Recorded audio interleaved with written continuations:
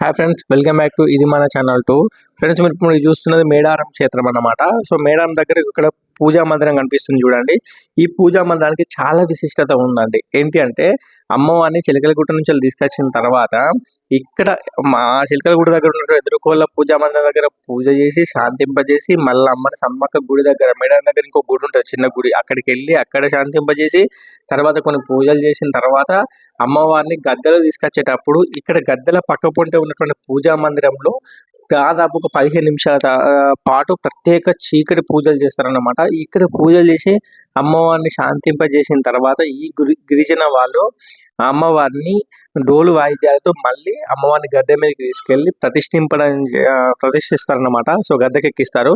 ఈ గద్దెకెక్కించిన తర్వాత ఎవరైతే అమ్మవారిని తీసుకొచ్చినటువంటి వ్యక్తి ఎవరు ఉంటారో అనే అన్కాన్షియస్ లో ఉంటాడు అనమాట. సో ఆ వ్యక్తిని తీసుకొచ్చి మళ్ళీ పూజా మందిరంలో తీసుకొచ్చి కూర్చోబెట్టి శాంతింపజేసి కొన్ని సాంప్రదాయ ప్రకారం కొన్ని చేసుకొని అవన్నీ కంప్లీట్ చేసిన తర్వాత ఆయన ఇంటికి తీసుకెళ్ళడం జరుగుతుంది. సో సారలమ్మ తల్లిని కన్నపల్లి నుంచి తీసుకొచ్చేటప్పుడు కూడా మళ్ళీ సేమ్ ప్రాసెస్ ఉంటుందండి. ఇదే పూజా మందిరంలో తీసుకొచ్చి ఇక్కడ వీళ్ళు డోలు వాయిద్యాలతో ఎట్లా తీసుకెళ్తున్నారో బెల్లం శాఖ కుండు చూడండి, దీంట్లో బెల్లం శాఖ ఉంటుంది. అమ్మవారిని శాంతింపజేయడానికి ఒక దాంట్లో తెల్లగాలు ఉంటుంది, అంటే కళ్ళు ఉంటుంది. సో అమ్మవారిని శాంతింపజేయడానికి మళ్ళీ సేమ్ పూజా మందిరాన్ని తీసుకొచ్చి మళ్ళీ తిరిగి సారలమ్మ తల్లి గద్దె మీద సారలమ్మ తల్లిని ప్రతిష్ఠింపజేసిన తర్వాత మళ్ళీ తిరిగి మళ్ళీ పూజా మందిరాన్ని తీసుకొచ్చి మళ్ళీ శాంతింపజేసి ఇంటికి పంపిస్తారు అనమాట. సో ఇక్కడ ఏంటంటే గోవిందరాజులకు కానీ పైడిరాజులకు కానీ పూజా మందిరాన్ని వాడు వాళ్ళు డైరెక్ట్ అక్కడ నుంచి వెళ్ళి కొండ నుంచి వెళ్ళి తాడ్బాయి నుంచి వచ్చేటప్పుడు గోవిందరాజు పైడిరాజులు డైరెక్ట్ వచ్చేస్తారన్నమాట. సో వీళ్ళు ఒక పెద్ద గ్యాంగ్ ఉంటుంది. అంటే ఏంటంటే ఈ గిరిజన సాంప్రదాయ ప్రకారంగా ఉడుందెబ్బ టీం ఉంటుంది. వీళ్ళు అంతా గిరిజన యువకులు. వీళ్ళు అమ్మవారిని రక్షించడానికి, అంటే జనాభా ఎక్కువ ఉంటుంది కాబట్టి ఆ ఫ్లో తట్టుకోలేం కాబట్టి అమ్మవారి ఆ దివ్యమంగళమైనటువంటి రూపాల విగ్రహాలు ఏవైతే ఉన్నాయో ఆ కుంకుమని అనేది ఈ తోపులాట అనేది ఉండదని చెప్పేసి అమ్మ ఆగ్రహానికి ఎవరు కూడా గురి కావద్దని చెప్పేసి ఆ ఫ్లోని తట్టుకోవడానికి ఈ తుడుందెబ్బ అనే గ్యాంగ్ అనేది ఫస్ట్ బ్యాచ్ ఉంటుంది. దాని తర్వాత వచ్చేసి వీళ్ళ గిరిజన యువకులు కూడా చాలా వరకు చేస్తారనమాట. కొంతమంది కాలేజీ పిల్లలు కూడా గదుల దగ్గర ఉండి ఆ ఫ్లోని తట్టుకోవడానికి వీళ్ళు చేస్తారనమాట. సో ఎన్సీసీ గ్యాంగ్ వాళ్ళని కూడా దించుతారు.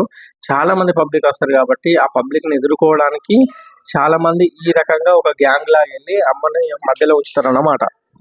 ఫ్రెండ్స్, మీరు చిన్నపిల్లలు పట్టుకొని వెళ్తే మాత్రం గద్దెల దగ్గరికి వెళ్ళినప్పుడు మాత్రం కొంచెం జాగ్రత్తగా ఉండండి. ఎందుకంటే చాలా మంది ఏం చేస్తారంటే పబ్లిక్ బయట నుంచి వెళ్ళి బెల్లం పుట్టాలని డైరెక్ట్ గద్దెల మీకు వేసి అవి తలకు తాకే ప్రమాదం ఉంటుంది కాబట్టి కొంచెం జాగ్రత్తగా చూసుకుంటూ వెళ్ళండి. తోపులాట ఎక్కువ ఉంటుంది కాబట్టి చిన్నపిల్లల్ని కొంచెం చూసుకుంటే జాగ్రత్తగా నెమ్మదిగా వెళ్ళండి. అండ్ ఇది మీరు చూస్తున్న జంపన్న వాగు.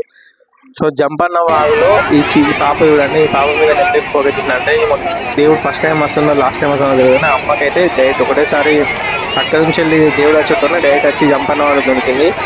సో చాలా వరకు పబ్లిక్ ఆమె చుట్టూ ఉన్నది ఇప్పటి వరకు అమ్మాయిని అంత చూడండి ఎంత అందరూ అడుగుతున్నారు. అంటే అమ్మవారికి ఫస్ట్ టైం వస్తుంది మా అమ్మవారు సమ్మక్క తల్లి. అండ్ ఉప్పుకోట శివ తెలుసు కదా, ఆయన కూడా వచ్చిండు. అక్కడ కూడా ఒక అమ్మవారికి ఒక పట్నం లాగా వేసి చాలా వరకు పాటలు పాడిండ్రు అమ్మకి. అమ్మవారు వచ్చే టైంకి మాత్రం వచ్చే వరకు టైం అంతా వరకు వెయిట్ చేసారు అన్నమాట.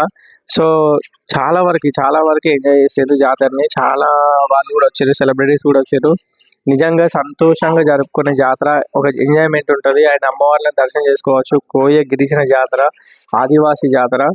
నిజంగా ఇక్కడికి వస్తే మాత్రం మళ్ళీ వెళ్ళాలనిపించేది ఇంటికి, అంత బాగుంటుంది. నా వీడియో నచ్చితే లైక్ చేయండి, షేర్ చేయండి, కామెంట్ చేయండి.